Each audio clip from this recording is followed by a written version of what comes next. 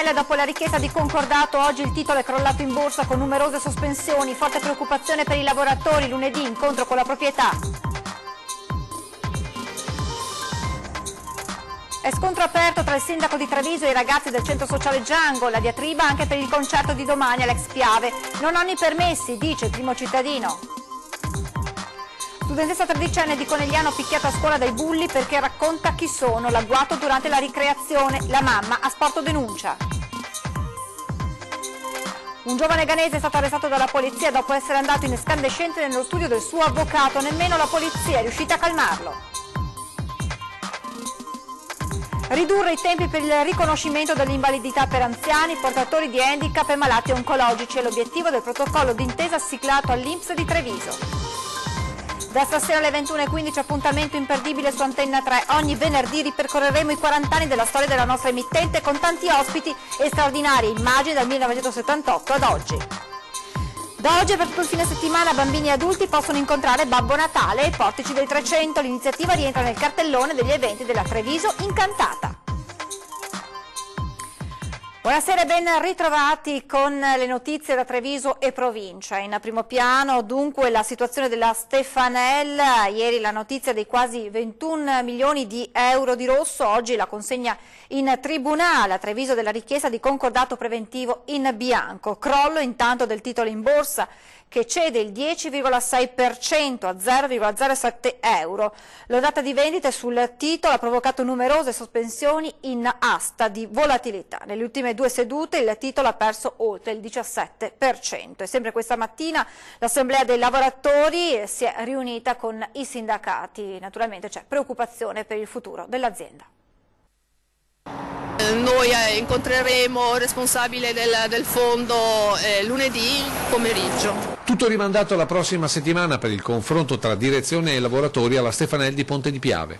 Operai, impiegati e soprattutto tanti commessi e commesse molto preoccupati sul proprio futuro, oltre a quello dell'azienda.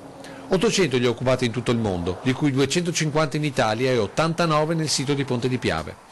Tutti con il fiato sospeso dopo la comunicazione dei quasi 21 milioni di euro di debiti e le indicazioni del Consiglio di amministrazione per le azioni future. Ci preoccupa molto soprattutto la parte in cui si parlano di utilizzare gli ammortizzatori sociali, in quanto non è ben chiaro che cosa si voglia fare, quando vogliono essere utilizzati e per quanti lavoratori vogliono, appunto si dovrebbe utilizzare gli ammortizzatori sociali. Situazione riportata questa mattina in un'assemblea a Ponte di Piave, dove la sensazione è stata di un taglio di almeno del 50% sugli occupati. A questi vanno sommati i lavoratori dell'indotto, ovvero la miriade di lavoratori che producono quasi esclusivamente per Stefanel. C'è comunque la volontà di continuare per quanto riguarda il brand, per quanto riguarda il marchio.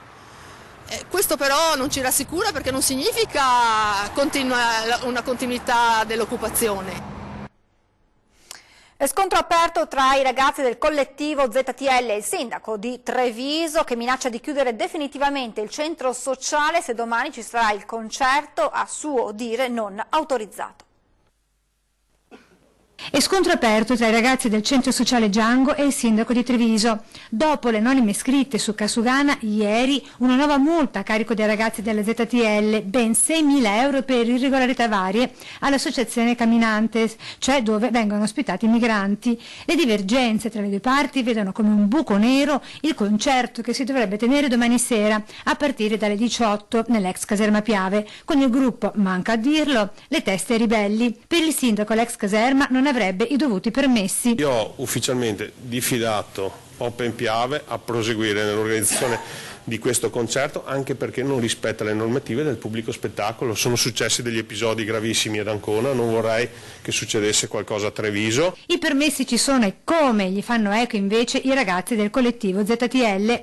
Quella del concerto è assolutamente una scusa. Fin dall'inizio abbiamo chiarito il fatto che questo è un percorso di rigenerazione, fatto da realtà che di fatto vivono grazie al contributo della popolazione e della cittadinanza.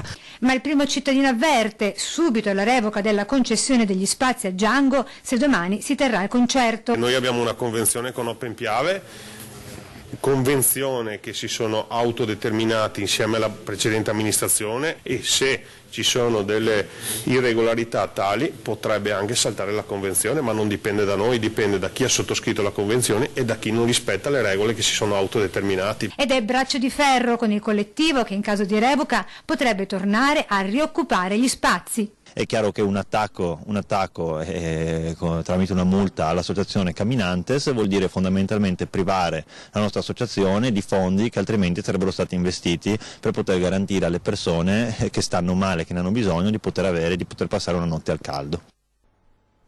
Compagni, vittime dei bulli, una tredicenne di Conegliano fa i nomi dei responsabili e viene a sua volta picchiata. La madre ora ha sporto denuncia. Si sarebbero ribellate ai bulli facendo i nomi dei compagni che prendevano in giro i ragazzini più deboli, più fragili. In cambio 2 tredicenni di una scuola di Conegliano sono state a loro volta malmenate dal gruppetto di prepotenti.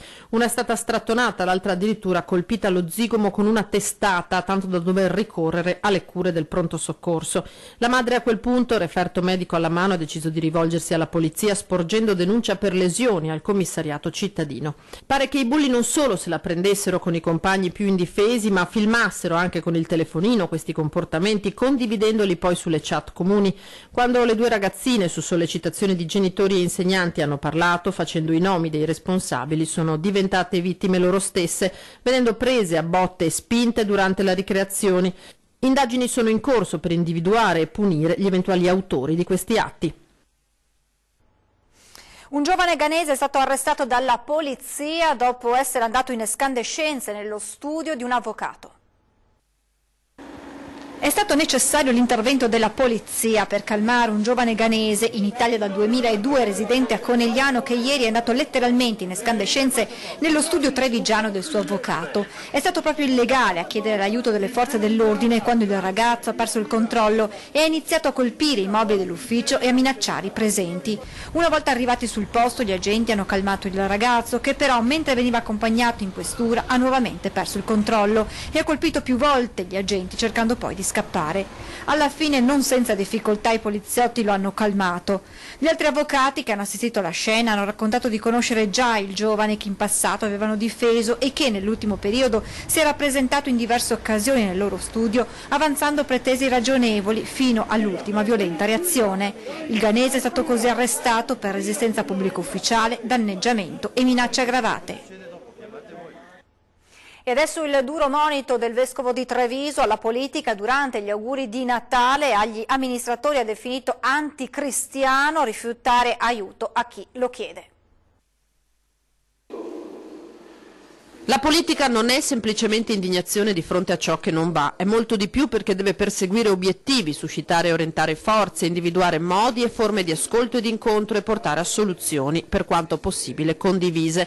Così il Vescovo Monsignor Gianfranco Agostino Gardin, nel corso del tradizionale incontro con gli amministratori trevigiani per gli auguri di Natale, rischiano oggi di prevalere anche nei nostri paesi le semine di odio e di contrapposizione, di rancore, di paure diffuse e instillate da chi per responsabilità e potere dovrebbe mirare ad aggregare e unire, ha ammonito il Vescovo. Diseducativi e ingiusti sono i condoni, ha detto, i liberali sono le minacce alla libertà di stampa, anticristiane le scelte di rifiuto delle persone che chiedono aiuto. Quindi l'accenno alla necessità di politiche per la famiglia, poi gli anziani, i giovani, a cui ha detto Gardin rischiamo di rubare il futuro, troppi si trasferiscono all'estero impoverendo di risorse intellettuali, economiche e operative le nostre comunità e questo provoca un preoccupante impoverimento demografico con ricadute sull'intera società. Ridurre i tempi per il riconoscimento dell'invalidità è l'obiettivo del protocollo d'intesa siglato questa mattina tra INPS e ULSS di Treviso. Noi non vogliamo essere percepiti come un ente distante dalla famiglia e dal cittadino e ci mettiamo a disposizione. Per questo nasce questo innovativo protocollo di intesa. Una procedura unica, come unica sarà anche la sede delle verifiche. D'ora in poi per alcune categorie di utenti il riconoscimento dello stato di invalidità civile sarà più snello e più rapido. Lo stabilisce il protocollo sottoscritto a Treviso tra INPS e azienda sanitaria, circa 5.500 i trevigiani che potranno beneficiarne. Aiuta gli utenti a ridurre i tempi, aiuta gli utenti ad avere una garanzia che quando la commissione si è trovata, quello poi è l'esito della certificazione digitalizzazione aiuta gli utenti nel ridurre i tempi ed avere quindi prestazioni, dispositivi o altre cose in modo molto più veloce, quindi è veramente una sinergia importante tra noi e l'INPS.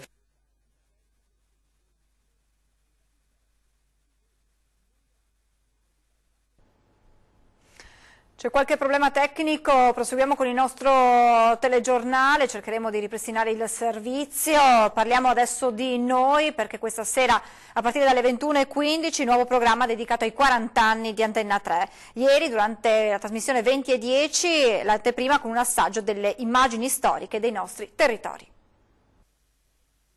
Stiamo lavorando ormai da settimane a una nuova trasmissione, sapete da adesso ufficialmente Antenna 3 dicembre 78, quindi compie 40 anni e stiamo lavorando, come dicevamo, a una trasmissione insieme al nostro volto storico e già di Antenna 3, Lucio Zanato. Antenna 3 nasce il 18 dicembre 1978, nasce non tanto a Treviso, nasce all'Aeroclub di Treviso. Il nostro è un viaggio non solo, diciamo così, nel vogliamoci bene, rivediamoci, ma anche un viaggio nella storia, perché molte persone non sanno, ad esempio, da dove nascono le URSS, tu lo sai? No, beh, tra l'altro appunto c'è un archivio immenso che stai scandagliando, no? Esatto, però noi sappiamo, adesso tutti parlano delle unità sanitarie locali, ma da dove nascono?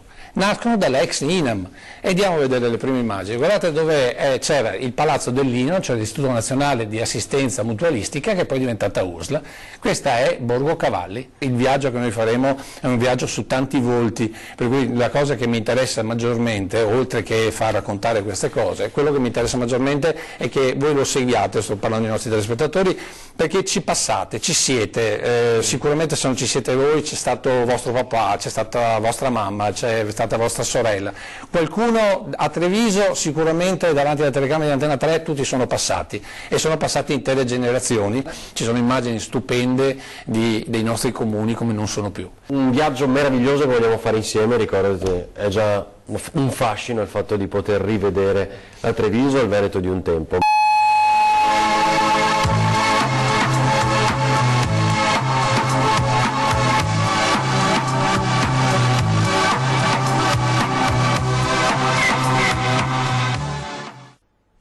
E su questo importante traguardo per la nostra emittente il commento del nostro direttore Luigi Bacialli.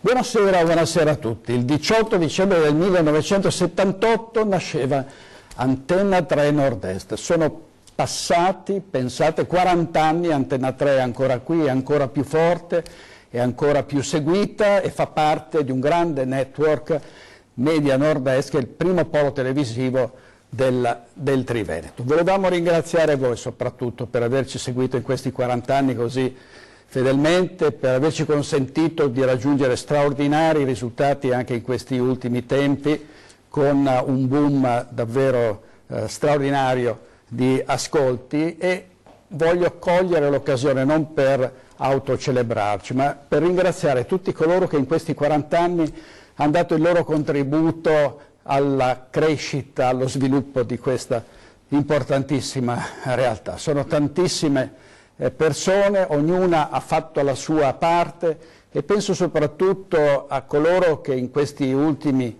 2 anni sono stati gli artefici di questo successo, i giornalisti, i tecnici, la parte amministrativa e anche la parte che raccoglie con grandi difficoltà di questi tempi la pubblicità, che è la nostra unica linfa vitale. 2 anni fa l'acquisizione di Antenna 3 Nord-Est da parte del nostro gruppo, giornalisti, tecnici, amministrativi, commerciali che sono tutti passati con noi e che hanno, prima di passare con noi, fatto una lunga battaglia, davvero molto sofferta, perché erano tempi duri, hanno lavorato anche senza stipendio, quindi a loro davvero va il nostro grazie a loro e a tutti coloro che ci hanno sostenuto. Per ricordare questi 40 anni, da questa sera partirà un programma davvero molto importante che ripercorre tutte le tappe della nostra storia, raccontate da Lucio Zanato, che è un po' la memoria storica dell'emittenza privata del Veneto. Rivedremo immagini straordinarie, rivedremo fatti che hanno fatto epoca, dal 1978 la politica, l'economia, il lavoro, il mitico nord-est, la crisi e ultimamente anche quello che è successo nel Bellunese, soprattutto con l'ultima ondata di maltempo. Abbiamo anche in questa occasione risaldato un sodalizio, un legame con la popolazione che è alla base di questo grande successo. Un grande gruppo, una grande rete, Antena 3 Nord-Est, il massimo della tecnologia, dell'innovazione e della multimedialità, grazie a un editore che ha creduto in questa avventura. Grazie soprattutto a voi, e i prossimi 40 anni sono alle porte. Ci fermiamo adesso per qualche istante di pubblicità, tra poco.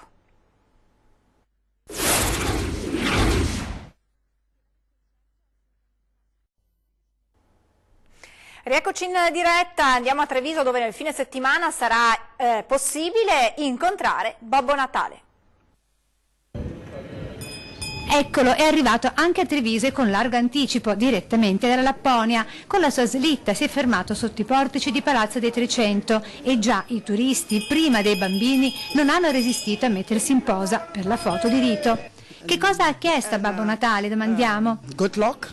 Tanta fortuna, ci dice questa signora americana, e in effetti, pur pensando che ognuno sia l'artefice della propria sorte, chiedere non guasta mai, e tutti noi presenti ci affidiamo in posa alla fortuna del Natale. Così anche l'assessore alla cultura di Treviso, Lavinia Colonna Preti, conferma come, ascoltando le richieste della gente, si sia voluto dare vita anche a quest'angolo di città che, pur essendo in pieno centro, spesso risultasse un po' dimenticato. Infatti Babbo Natale rientra nel cartellone di eventi che vedono a Treviso decisamente incantata. Ed ecco che tra letterine e regali sotto gli alberi del salotto della città, gli auguri di buone feste direttamente da lui, Babbo Natale, che sarà presente anche nel fine settimana. A Babbo Natale augura a tutti tanta serenità, tanta felicità.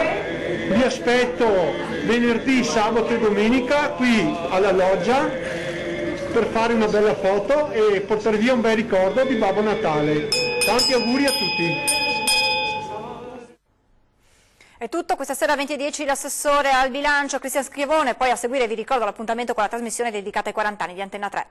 È tutto, previsioni del tempo, grazie per essere stati con noi, buona serata.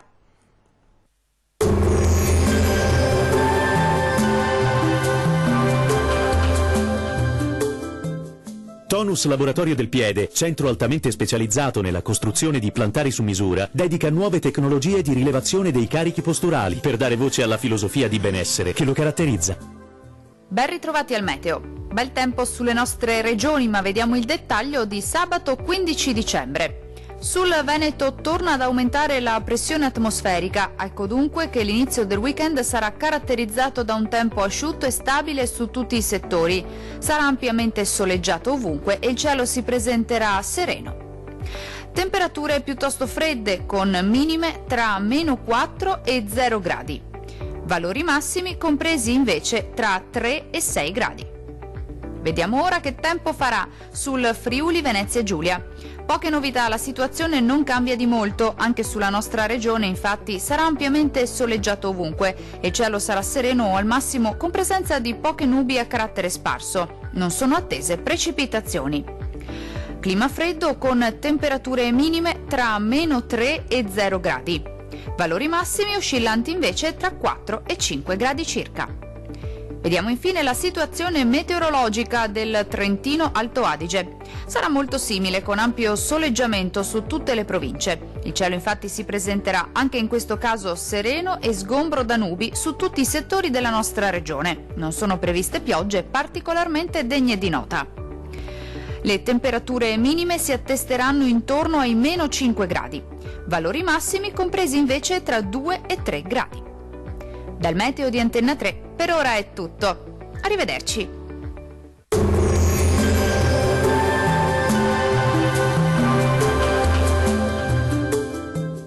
Tonus è il miglior negozio di calzature e moda comoda. Qui troverete il più vasto assortimento di calzature Fratelli Tomasi, eleganza e comodità, perché camminare è vivere.